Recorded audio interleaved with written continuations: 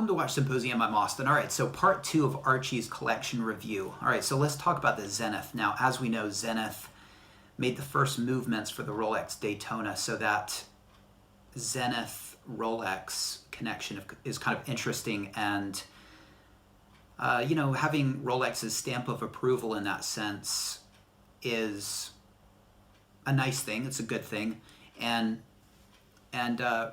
Zenith also, I think, has the distinction of perhaps being the first company to make a chronograph. I'm a bit hazy on the history there. I'm not really into chronographs, but it's definitely a respected brand, and as far as chronographs go, you know, if you're into chronographs, Zenith probably should be on your radar. You know, if I were to sit next to somebody with a Zenith on their wrist, I would definitely think, okay, this is a person that knows their watches, and you know, that person would probably garner my respect.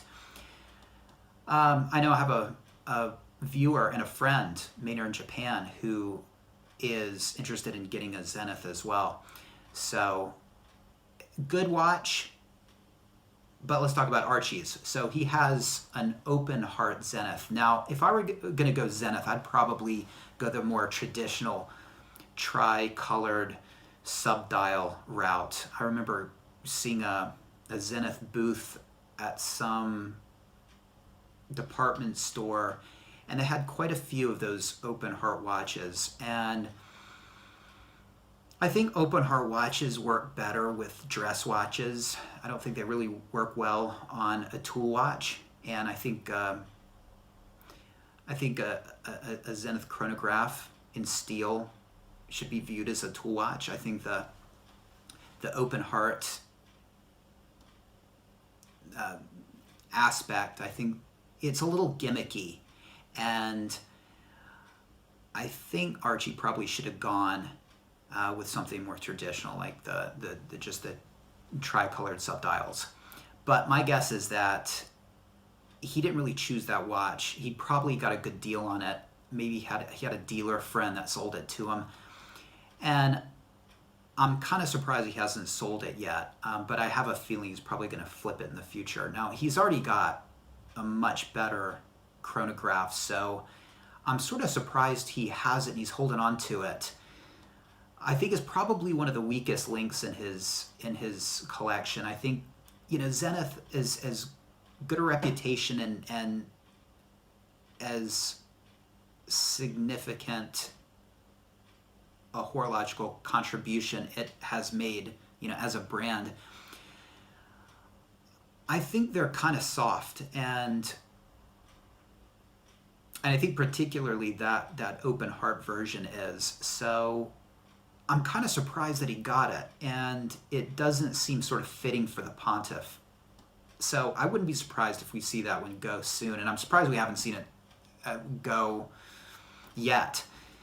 So that's sort of puzzling, but perhaps he likes it, and if so, I'm kind of surprised that he does.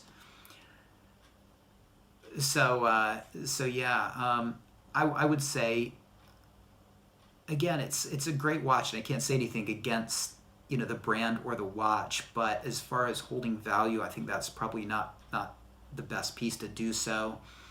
And again, I suspect that he got a good deal on it, and that at some point he'll probably flip it.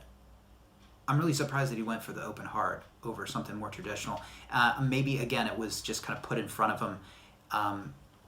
But I think if you are going to go Zenith, I would go something more traditional, and I think those tri-colored subdials, I think they're more tasteful than the open heart. Again, gimmicky. So weakest link in his collection, I would say, but still not a bad watch.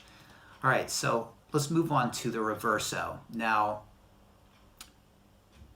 Reversos, we used to hear a lot about Reversos a couple years ago. I know Simon Crane wanted one, and often people would be recommended by Archie to get a Reverso for that dress watch box. You know, Archie used to, it was pretty clear what he was going to recommend. It was the dress watch, one dress watch, one GMT function watch, one chronograph, and one dive watch. And when he was talking the the GMT was an Explorer 2. When he was talking the chronograph, it was a Speedmaster. When he was talking the dive watch, it was a Sub. And when he recommended the dress watch, it was always a Reverso. But he's sort of come off that and has become all about Rolex. And for that reason, it's just like I don't hear anybody talk about the Reverso anymore. So for me, it kind of feels like they've gone out of fashion. I just don't hear anybody talking about a Reverso. So, you know, does anybody want a Reverso these days? I'd like to know. Does any of you guys watching this, would you guys like a Reverso? Now, look, I'm not much into dress watches. I like metal bracelets. I like watches that can get wet. And so for that reason, the aesthetic alone just really doesn't appeal to me when it comes to the Reverso. I like round watches. I don't like square or rectangular watches. I think there's something, you know, I think a circle is sort of a symbol of eternity. And so I think it's sort of fitting that something that measures time should have that shape. And so I've always been much more into circular watches than weirdly shaped watches, whether it's Nautilus or you know, a Reverso or a Monaco or anything like that. So the shape alone sort of turns me off, and there's a certain amount of thickness there that I don't think is appealing. But as far as Archie's Reverso goes, it's probably one of the better looking Reversos. I love the color. It's a steel one versus, you know, one of those gold Reversos, which are not bad, but I think the steel just looks a little bit better. It's got a beautiful guilloche on it and something like an 8-day power reserve, which is pretty amazing. And it's obviously quality, and it does fit the bill for a dress watch. Now, these days, dress watches are just sort of a thing of the past. I mean, you know, here in Japan, you know, you see people with suits on with anything from, you know, Rolex to an Omega all the way down to a G-Shock. So I really don't think anybody needs to spend money on a dress watch. But, you know, I gotta say, if you're wearing a suit and you do have something like a Patek or a Reverso, it looks a heck of a lot better than a G-Shock. So now Archie does have the Patek, and that's quite a dress watch right there. The Reverso is obviously a less expensive, probably watch that takes a little less bravery to wear. You know, it's not $30,000 like his Patek. So, you know, if he does wear a suit, I can see keeping that because it's a little less stressful, a dress watch. Now, I'm gonna hazard a guess that he got that for his 40th birthday in conjunction with his wife in some respect, because he has the back of the watch engraved. And so let's talk about that. Now, I think that a watch purchase is a very personal thing, and I think, you know, the relationship between a man and his watch is pretty sacred. And the idea of bringing a third party into it doesn't appeal to me. You know, some people have talked about, you know, when you get your future wife her engagement ring, perhaps she should give you a luxury watch. And, you know, that sounds great, and you would get a watch out of the deal. But your watch is going to be connected with a woman and with somebody other than yourself. And that's not something I think I would want. I think it's important to have just a one-to-one connection with your watch. No other third party involved. So as nice as it sounds for somebody to say, you know, honey, I would love to buy you a watch, I would counsel against it. First of all, in the future, if you want to do something with that watch, it kind of makes it hard if the relationship goes south. It can poison your feelings towards the watch. But, above all of that, it's just there's a sacred connection between a man and his watch, and I don't think it should be diluted by any sort of third party, be it a friend or a significant other or whatnot. Now,